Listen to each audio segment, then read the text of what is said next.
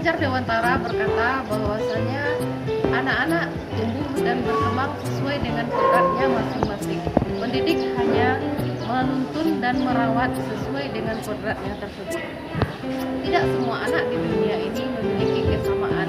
Begitu juga dengan anak identik, sekalipun mereka tidak memiliki kesamaan dan mempunyai kelebihan dan kekurangannya masing-masing. Begitu juga dengan murid-murid yang kita ajar. Mereka memiliki kelebihan dan kekurangannya masing-masing. Nah, bagaimana cara kita untuk memberikan pembelajaran yang terbaik untuk murid-murid yang nantinya akan kita ajar? Mari sama-sama kita lihat penjelasan berikut.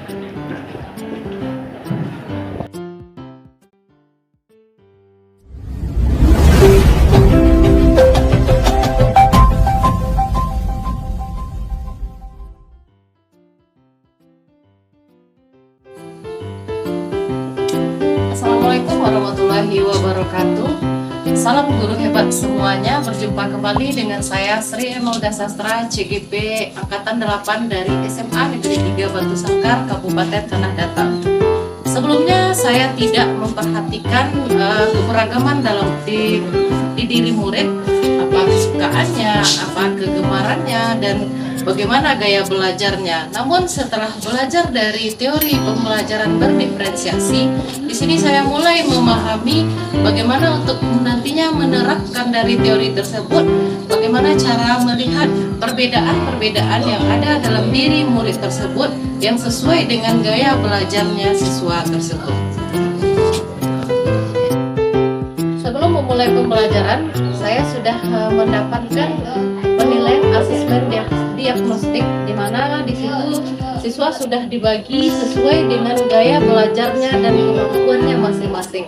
Ada anak yang auditory, visual, dan ada anak yang kinestetik, dan semua itu sudah kita dapatkan sebelum pembelajaran dimulai.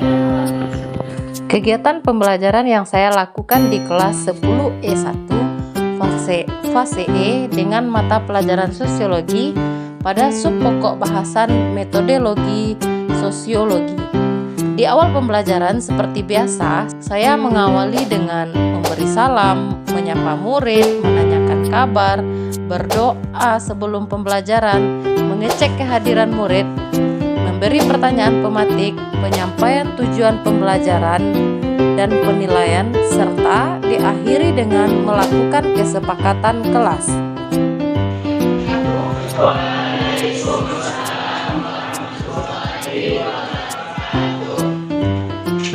Sebelum pembelajaran dimulai, alangkah baiknya kita kasih istilah terlebih dahulu.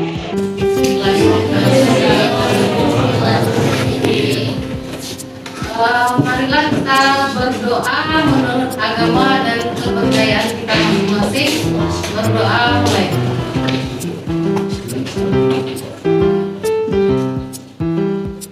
Selesai. Baik, bagaimana kabar Anda di siang ini?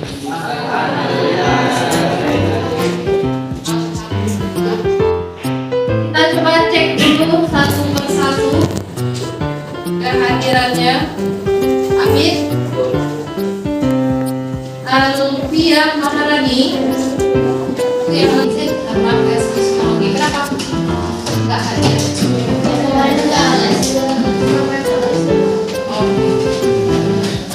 Baik, kita akan masuk ke materi selanjutnya di dalam sosiologi. Sebelumnya kita udah belajar mengenai tujuan dan kegunaan dari ilmu sosiologi. Ya. Apa saja kegunaan dari ilmu sosiologi? Untuk apa?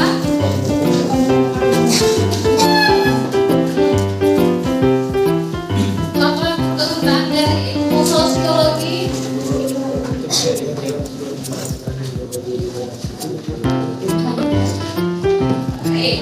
Nah, ada untuk pembangunan, ada untuk pendidikan. Nah, itu dia sosiologi. Nanti kita akan lihat bagaimana itu sebuah penelitian sosial. Kalau kita lanjutkan sedikit mengenai konsep dasar dari ilmu sosiologi. Konsep dasar ini tidak akan terlepas dari kehidupan sosial karena sosiologi kajiannya adalah kehidupan kita. Di mana di sosiologi akan dilihat bagaimana keluarga, masyarakat, kemudian perubahan sosial, interaksi sosial, kemudian sampai nanti di mobilitas sosial dan globalisasi. Semua kehidupan sosial akan dipelajari. Nah, kita masuk ke penelitian sosial, di mana tujuan pembelajaran kita ini adalah peserta didik diharapkan mampu mendeskripsikan proses berpikir dalam penelitian sosial, ya. Kemudian mampu menentukan topik penelitian dari keragaman gejala sosial dan menyusun rancangannya instrumen untuk pengumpulan data dan mengolah data serta menganalisisnya nanti. Nah, ini tujuannya pada pembelajaran materi kita hari ini. Nah, sebelumnya nanti saya akan bagi Anda 3 kelompok sesuai dengan kemampuan Anda. Ada kelompok audio, kinestetik, dan kelompok visual nantinya. Nah, sebelumnya nanti saya akan bagi Anda 3 kelompok sesuai dengan kemampuan Anda. Ada kelompok audio, kinestetik, dan kelompok visual nantinya, ya. Nah, sebelum itu kita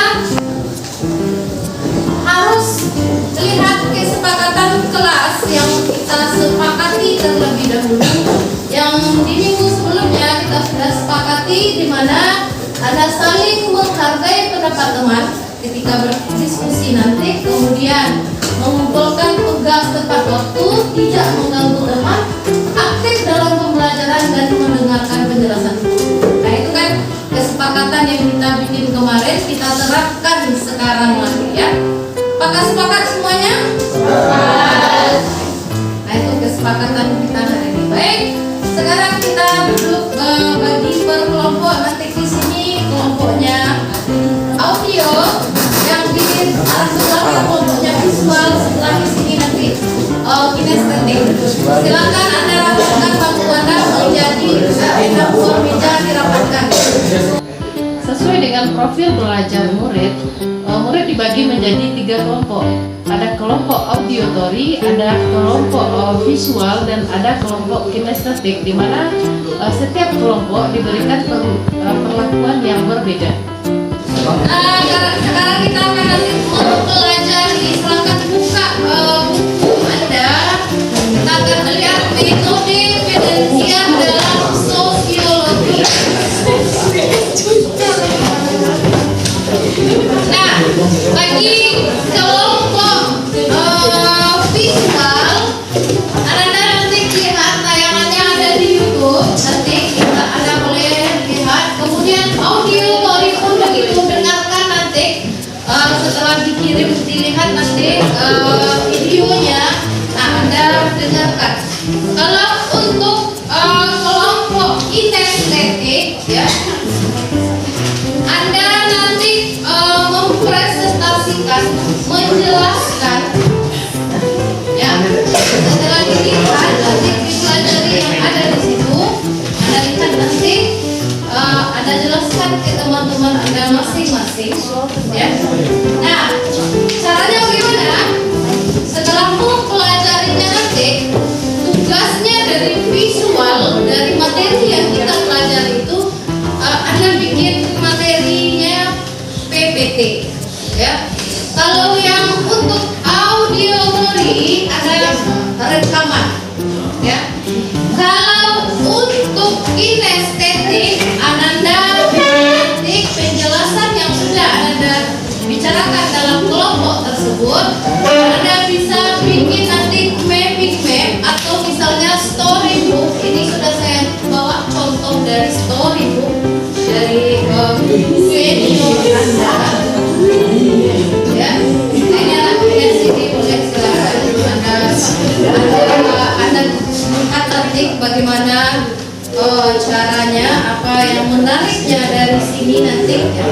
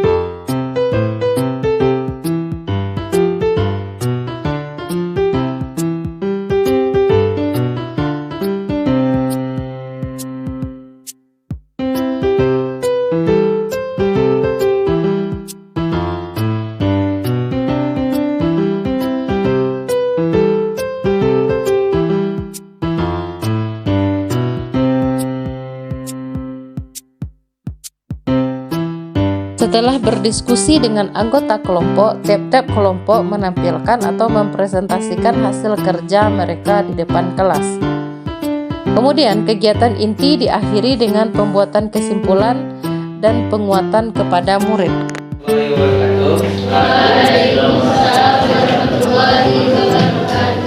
Perkenalkan, kami dari kelompok kedua ingin mempresentasikan hasil diskusi kami mengenai metode penelitian sosiologi. Assalamualaikum warahmatullahi wabarakatuh. Waalaikumsalam warahmatullahi wabarakatuh. Kami dari kelompok auditori ingin mempresentasikan hasil diskusi kami tentang metode penelitian sosiologi. Assalamualaikum warahmatullahi wabarakatuh. Waalaikumsalam warahmatullahi wabarakatuh. Baiklah, kami dari kelompok kinestetik akan mempresentasikan hasil diskusi kami tentang metode penelitian sosiologi. Metode itu adalah sebuah cara atau langkah kerja di mana digunakan untuk penelitian sosial. Dalam sosiologi ada dua bentuk metode penelitian, yaitu metode kuantitatif dan kualitatif. Siapa tahu beda antara kualitatif dan kuantitatif? Ya, silakan dijawab ini, Pak. Kalau kualitatif metode kualitatif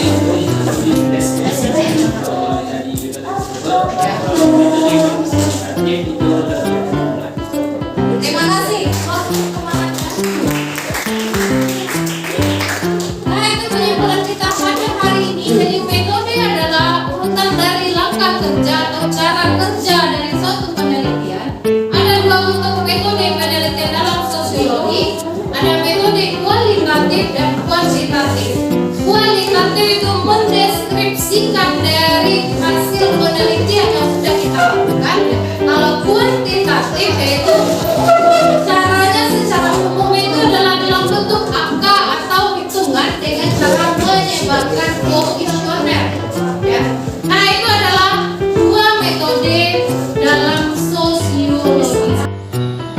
Pada kegiatan penutup, guru dan murid merefleksikan hasil pembelajaran, kemudian diakhiri dengan pemberian tugas serta pembacaan doa.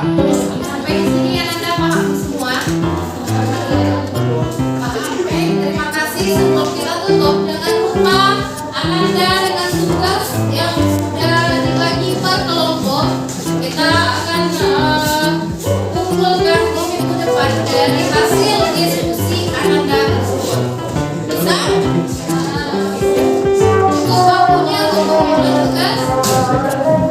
Cukup, baik. Sebelum kita tutup, kita ucapkan terlebih dahulu Alhamdulillahirabbil alamin.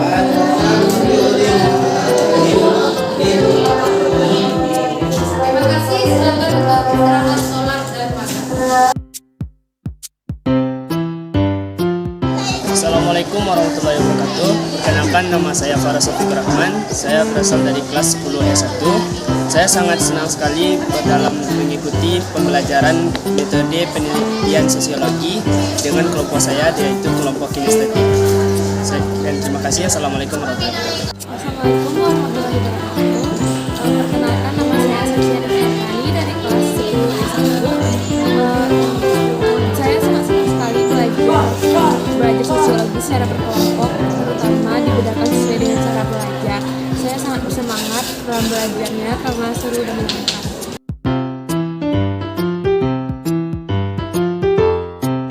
Assalamualaikum warahmatullahi wabarakatuh. Halo sobat sekalian, pada hari ini saya Salawindi Ulya sebagai moderator dari kelompok auditorial akan mempresentasikan hasil dari kelompok kami, yaitu mengenai metode dalam sosiologi. Sebelum kepada materinya, mari kita perkenalan dari teman-teman sekalian. Yang pertama ada saya selaku moderator Salawindi Ulya. Kemudian ada Faika, ada Farel, ada Rafil, Abi, dan juga ada Tiara, Suci, lalu ada Arif dan juga Gifari. Nah, kami di sini akan menjelaskan penjabaran dari metode dalam sosiologi. Sebelum pada materi intinya, apa sih metode dalam sosiologi itu?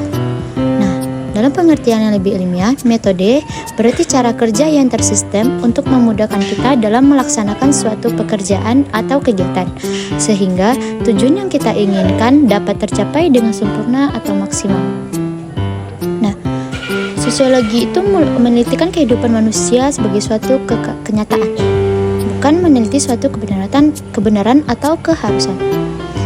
Sosiologi juga sering dapat mengadaptasi metode-metode dari metode ilmiah sosial lainnya, seperti psikologi, antropologi, dan ekonomi.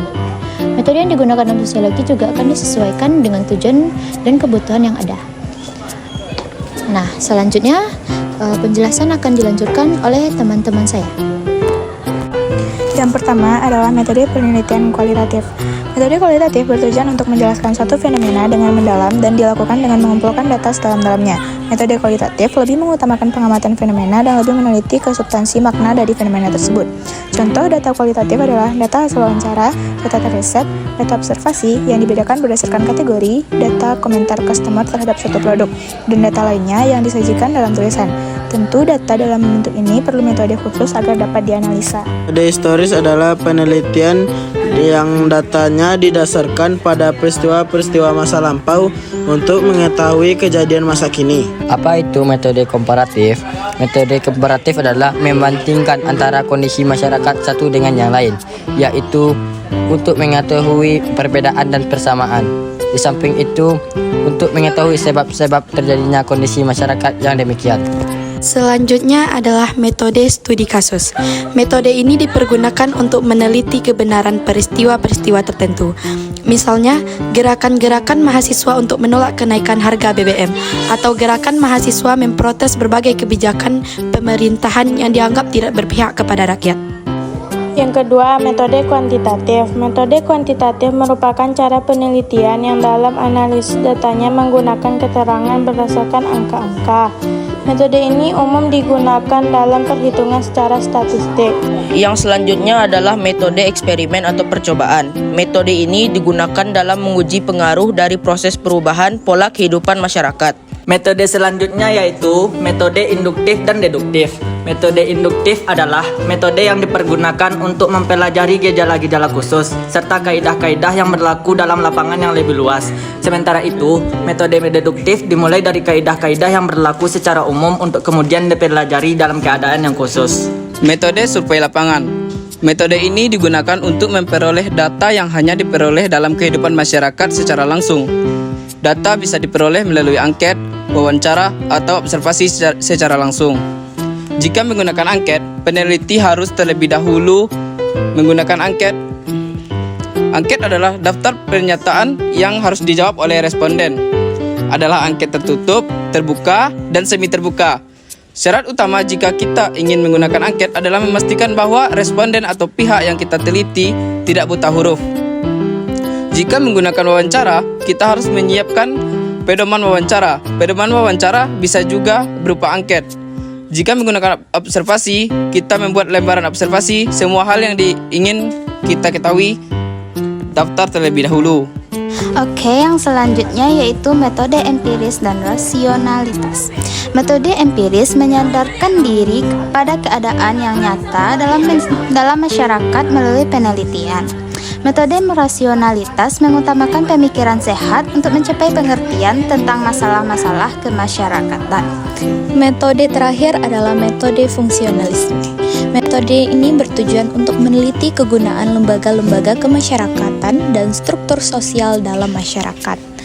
Guru yang memberikan nilai-nilai etika dan menambah wawasan baru pada murid merupakan contoh dari metode fungsional di bidang pendidikan. Nah, begitulah presentasi kami dari kelompok auditorial. Sekian yang dapat kami jelaskan. Semoga semuanya paham atas penjelasan kami bersama. Saya selaku moderator Salawindi Ulia izin undur diri. Wassalamualaikum warahmatullahi wabarakatuh.